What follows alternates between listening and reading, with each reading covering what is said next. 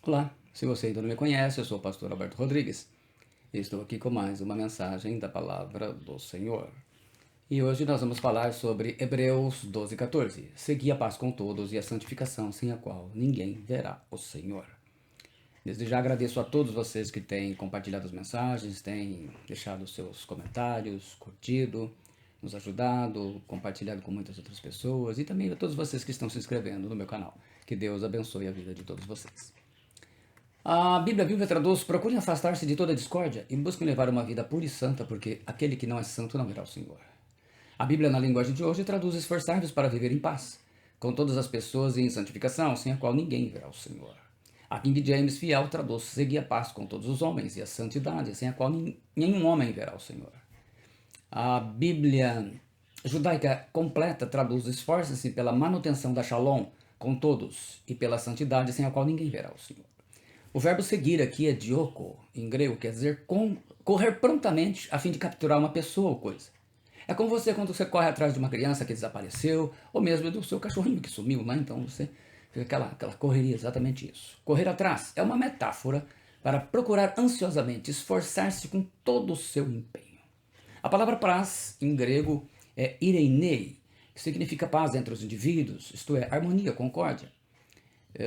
Também sem guerra, mas é uma tradução de Shalom, porque o autor de Hebreus, ele naturalmente ele estava falando com judeus, ainda que escrevesse em grego, ele estava pensando aqui na palavra Shalom, que quer dizer um bem-estar aqui nesse contexto, bem-estar, uma ausência de discórdia, por ter tranquilidade nas relações humanas.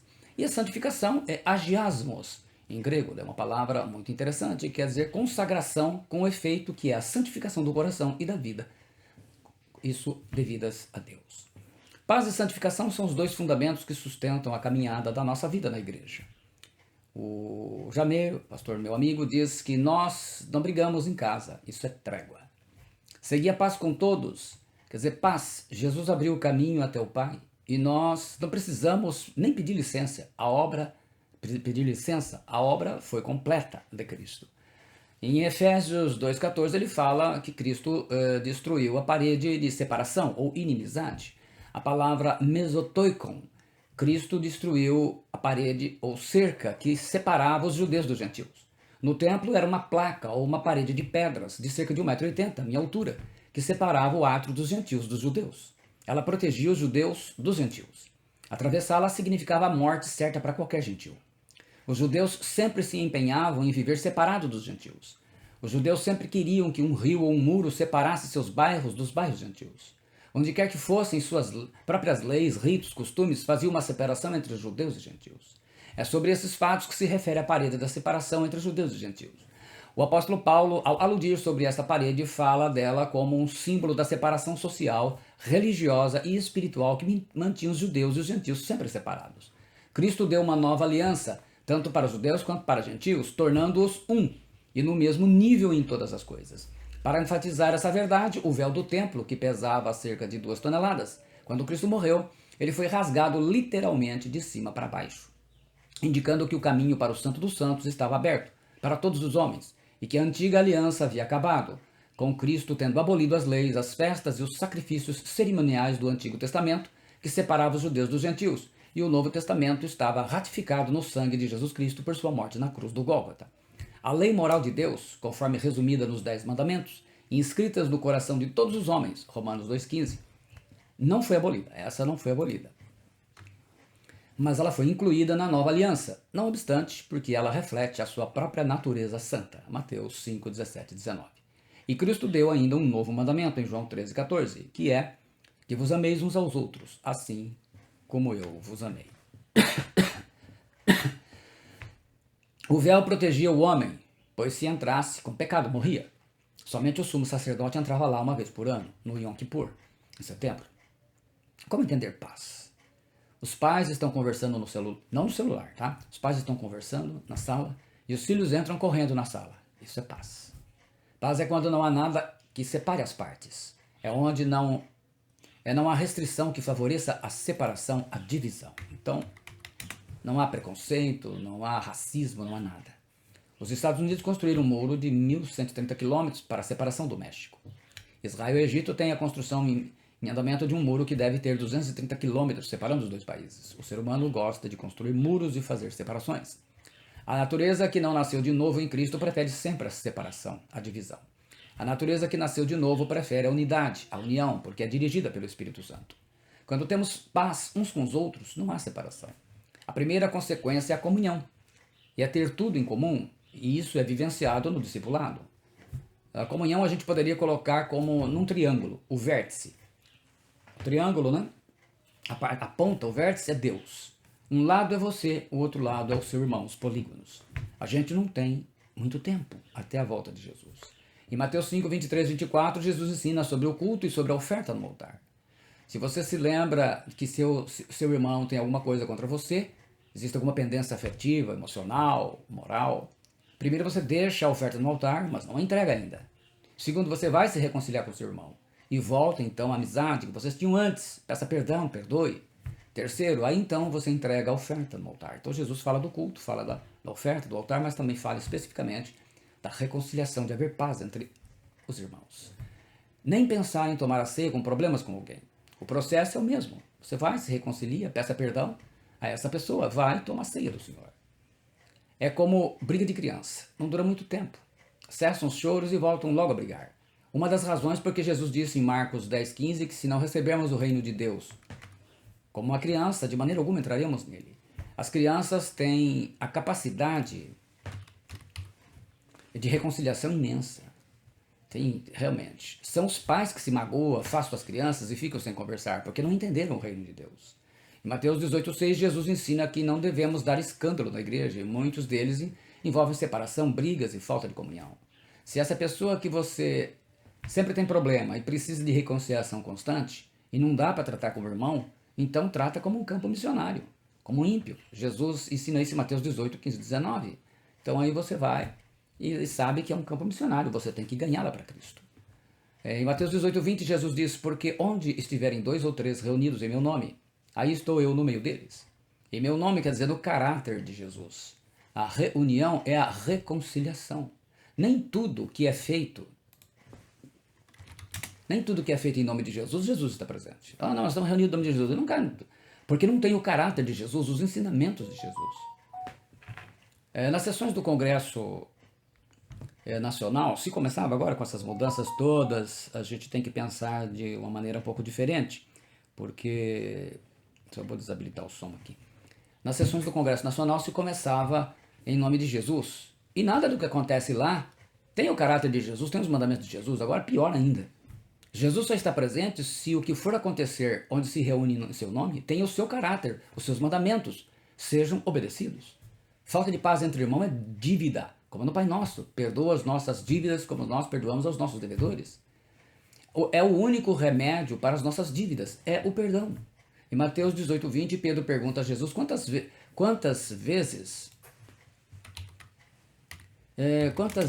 temos que perdoar o nosso irmão? E estava sendo magnânimo falando 7 vezes. Isso porque os rabinos judeus, com base em Amós 1, capítulo 1, versículos 3, 6, 9, 11 e 13, ensinavam que uma vez que Deus perdoou os inimigos de Israel apenas 3 vezes, era presunçoso e desnecessário perdoar qualquer pessoa mais do que 3 vezes. E aí Jesus ensina que é necessário 70 vezes 7, que vai dar 490. Não 490 vezes, mas quantas vezes forem necessários, porque esse número significa sem limite de vezes. Aí em Mateus 18, 21, 35, Jesus conta a parábola do credor sem compaixão, né? Credor incompassivo.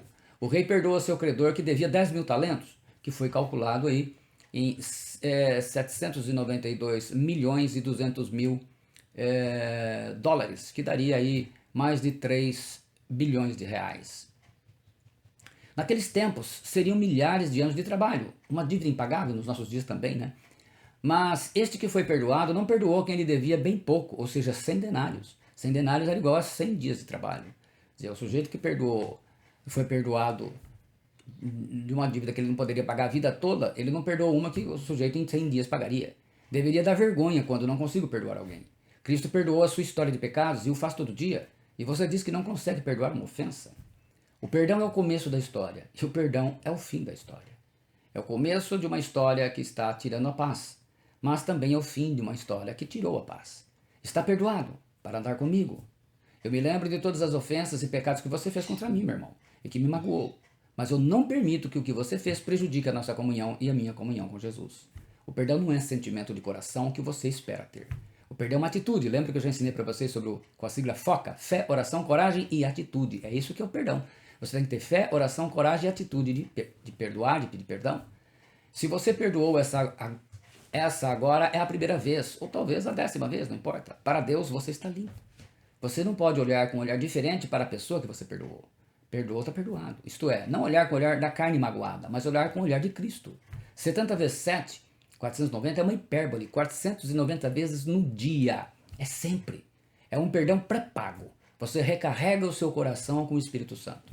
Quando não se perdoa uma pessoa, é a religião do atraso. É alguém pontualmente atrasado no perdão. A cada manhã eu dou um novo crédito de 70 vezes 7, de 490 perdões por dia no meu coração. Igreja é local de ferida, meu irmão. E você vai sofrer e vai fazer o outro sofrer também.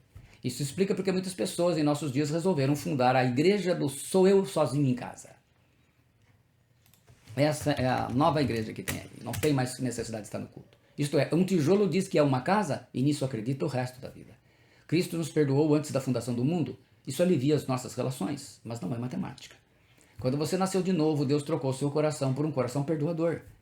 Eu não esqueço, pastor. Não tem problemas, o nome disso é amnésia. Isso é sentimento. Perdão não é sentimento, mas uma atitude, uma escolha. Eu decido perdoar, vou e perdoo. E porque obedeço a Cristo. José, aos 17 anos, é vendido por 20 ciclos de prata, o preço de um escravo, conforme Levíticos 27:5. Equivalia a 2 anos e meio de trabalho. Pelos próprios irmãos que morriam de ciúmes dele com seu pai, está lá em Gênesis capítulo 37, versículos 1, 11 e 28. Muitos anos depois, quando José já era governador do Egito, Deus o levou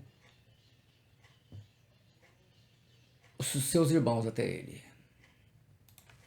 Era o dia. Era a hora, ou da vingança ou do perdão. Depois dos testes sobre o caráter de seus irmãos, José dá a se conhecer a seus irmãos e os perdoa de coração, Gênesis 45:13. E manda buscar seu pai Jacó e toda a família, porque ele iria sustentar a todos naquele período que viria, que já estava vivendo, o período das 7 vacas magras. Quando Jacó falece, o pai deles, os irmãos, com medo de que agora José fosse se vingar deles, eles mentem dizendo que o pai deles mandou os perdoar a eles. Está lá em Gênesis 50, versículos 15 e 18. Mas José, demonstrando que seu perdão não olharia mais para o mal que recebera, ele não ia orar com o olhar da carne. Ele reafirmou que o sustentaria, que a sua decisão foi de coração. Lá em Gênesis 50, 20 e 21. E a santificação sem a qual ninguém verá o Senhor. E esta parte? A santificação fala de uma vida consagrada a Deus. Em João 17, na famosa oração sacerdotal, Jesus orou e disse que se santifica a favor deles, dos seus discípulos e todos aqueles que haveriam de crer. Minha vida de pecado afeta toda a igreja de Cristo. A minha vida de santidade também afeta, uma para o mal, a outra para o bem. O meu pecado no quarto é como a capa babilônica de Acã em Ai, que traz maldições. Hoje, quando um membro peca, ele corre para outra congregação, para outra igreja, sem receber a correção ou disciplina. É o que está acontecendo.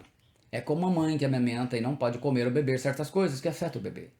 Muitos ensinam que Jesus só quer o coração. Não, Jesus é Senhor da sua vida. Se Jesus é Senhor da sua vida, ele exige tudo. Exige tudo. Em Lucas 14:33 ele diz: assim, pois, qualquer de vós que não renuncia a tudo quanto tem, não pode ser meu discípulo. Se você não renuncia e não obedece, você não é discípulo. Em Lucas 6:46 ele fala: por que me chamais Senhor, Senhor, e não fazeis o que vos mando? Em tudo isso Jesus ensinou quem verá a Deus. Mateus 5:8 ele fala: bem-aventurados os limpos de coração, porque eles verão a Deus. Então os limpos de coração seguem a paz com todos e a santificação, e por isso verão o Senhor, verão a Deus. O apóstolo João, quando ensinava as igrejas, explicou bem esse fundamento. Em 1 João 2, 15 e 16, ele diz: não ameis o mundo nem as coisas que há no mundo. Se alguém amar o mundo, o amor do Pai não está nele. Porque tudo que há no mundo, a concupiscência da carne, a concupiscência dos olhos e a sabedoria da vida, não procede do Pai, mas procede do mundo. O apóstolo Tiago, no capítulo Irmão de Jesus, ele completa lá no capítulo 4, versículos 4 e 5.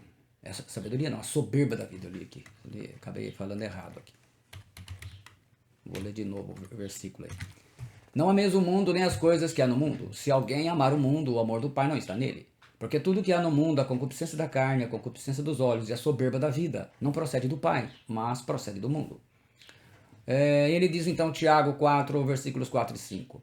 Adúlteros e adúlteras, não sabeis vós que a amizade do mundo é inimizade contra Deus? Portanto, qualquer que quiser ser amigo do mundo, constitui-se inimigo de Deus. Ou cuidais vós que em vão diz a Escritura, o Espírito que em vós habita tem ciúmes. Como acontece naquele texto de 1 Reis, capítulo 11, quando Deus ele se ira, né? Porque, de ver o quê? Que o Salomão tinha o coração já servindo Astarote, Quemos, Moloque e outros deuses, né? Então, esse ciúme é mais no sentido dessa ira. E Deus, ele habita em nós, então ele não quer, é um termo que nós usamos, na verdade, que as pessoas quando leem esses versículos têm a impressão de que Deus tem sentimento igual a gente. Na verdade, o antropopatismo é você atribuir a Deus sentimentos humanos para você poder entender isso, né? Quer dizer exatamente que Deus exige fidelidade, por isso que ele fala de adúlteros e adúlteras, é como num casamento que alguém está sendo infiel, ou marido ou esposa. O apóstolo João, no Apocalipse, ele arremata o tema de santidade. Ele diz lá, capítulo 19, 7 e 8, regozijemo-nos e alegremo-nos, e demos-lhe glória, porque vindas são as bodas do Cordeiro, e já sua esposa se aprontou, e foi-lhe dado que se vestisse de linho fino, puro e resplandecente, porque o linho fino são a justiça dos santos. A revista atualizada traduz assim a parte C do versículo 8, porque o linho finíssimo são os atos de justiça dos santos. Maturidade espiritual é você viver em paz com aquilo que você não pode mudar em casa, mas orar e esperar no seu Senhor. Muito bem, este é o tema da palavra deste dia, né? Eu estou gravando isso no domingo à tarde. É o tema que nós vamos compartilhar daqui a pouco com a congregação.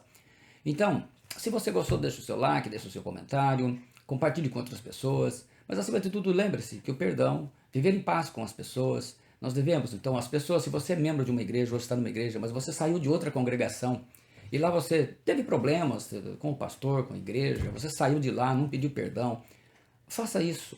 Hoje as pessoas estão no altar, é uma verdadeira vergonha para o evangelho, estão cantando e louvando e tocando como bênção, mas eles deixaram um passado lá atrás. Volta na congregação, peça perdão.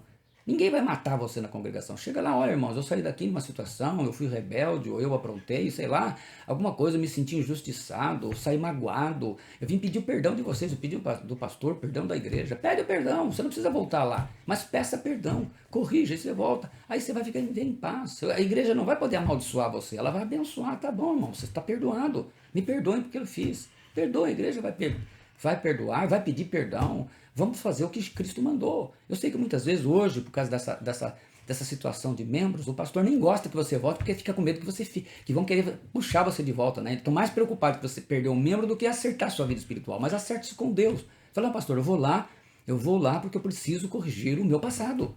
Eu não posso ficar desse jeito. A igreja é de Cristo, então as normas são dele. Isto é, mas você só faça isso se você quiser seguir a paz com todos e a santidade. E a santificação, sem a qual ninguém verá o Senhor. Se você não quiser, continue vivendo como você está, mentindo para você mesmo e agradando os homens. Porque subir no altar, tocar e cantar é fácil. Agora, viver como discípulo de Jesus, viver como cristão de verdade, isso exige obedecer aos mandamentos de Cristo. E nada substitui o perdão. O perdão é a única forma de você corrigir todos os problemas das nossas dívidas. É por isso que a oração do Pai Nosso está lá, ela é uma dívida. Perdoa as nossas dívidas. Hoje foi mudado, mas o original fala de perdoa-nos as nossas dívidas. É uma dívida que você tem. Se você gostou, deixe o seu like, deixe o seu comentário, compartilhe com outras pessoas que você crê que poderá ajudá-las. Deus te abençoe, fique na graça do Senhor Jesus Cristo, no amor de Deus e na comunhão do Espírito Santo. Em nome do Pai, do Filho e do Espírito Santo. Amém. Obrigado.